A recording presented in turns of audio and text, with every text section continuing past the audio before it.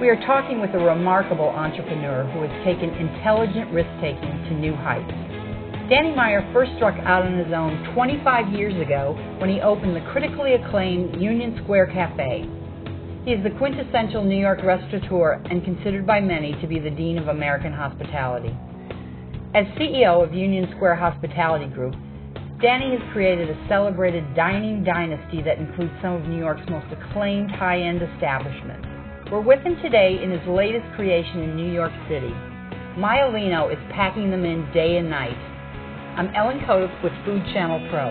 Let's find out why Danny Meyer's unparalleled success led us to choose him as a leader with guts.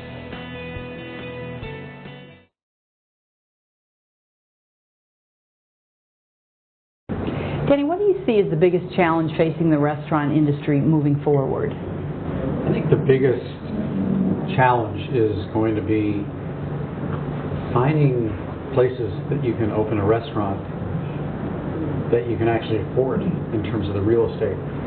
I think that the underlying real estate cost is creeping upward in an industry that's already working on reasonably low margins. And I think that a lot of landlords, and maybe I'm only speaking through my New York lens right now, but don't understand what the real economics are of the restaurant business. We are the only manufacturing business I know that in order to do its job has to locate in a high rent district. No one who's in the manufacturing industry would ever put their restaurant on Main Street or put their manufacturing plant on Main Street. And 50% sometimes of our rentable space is manufacturing.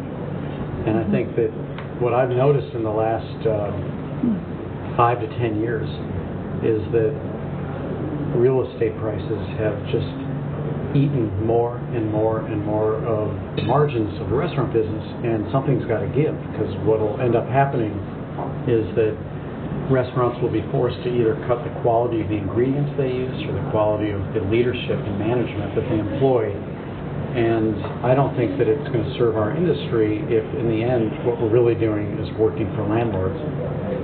What are your thoughts about the recently passed healthcare reform, which included menu labeling as well? I'm not expert enough to be able to weigh in on all the line items of the healthcare reform. I do know that when it comes to menu labeling aspects, I have some mixed feelings about it. I think that here in New York, we've been living for many, many years with certain restrictions in the restaurant industry. It started off with no smoking in restaurants, which I thought was fantastic. We had been doing that voluntarily anyway. I think that the move to eliminate trans fats and make it illegal to serve trans fats in a restaurant, that the Bloomberg administration really advocated for, was also a good thing, because that was an area where the consumer had no choice. It was invisible, and it was harmful to you. I think when you get into areas like legislating whether or not restaurants can use salt, you start to get into some pretty murky water as far as I'm concerned. I understand that from a labeling standpoint, especially with processed foods, that people should know how much sodium is in it, because that's where sodium levels are just extraordinarily high. But it's not going to work in the fine dining business to tell a chef that he or she cannot use salt. The point that we cease to provide pleasure for people, I don't want to be in this business.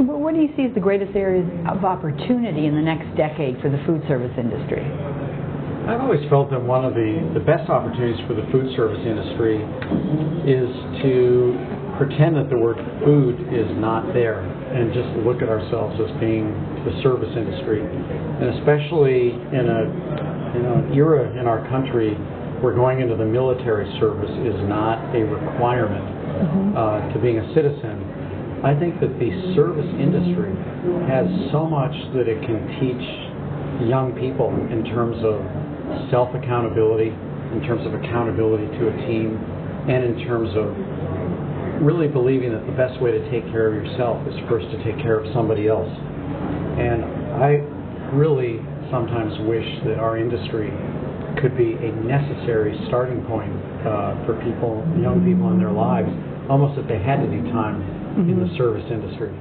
We've been talking with Danny Meyer of Union Square Hospitality Group. Check out the next part of this series as we explore what it takes to be a leader with guts. For Food Channel Pro, I'm Ellen Kotis.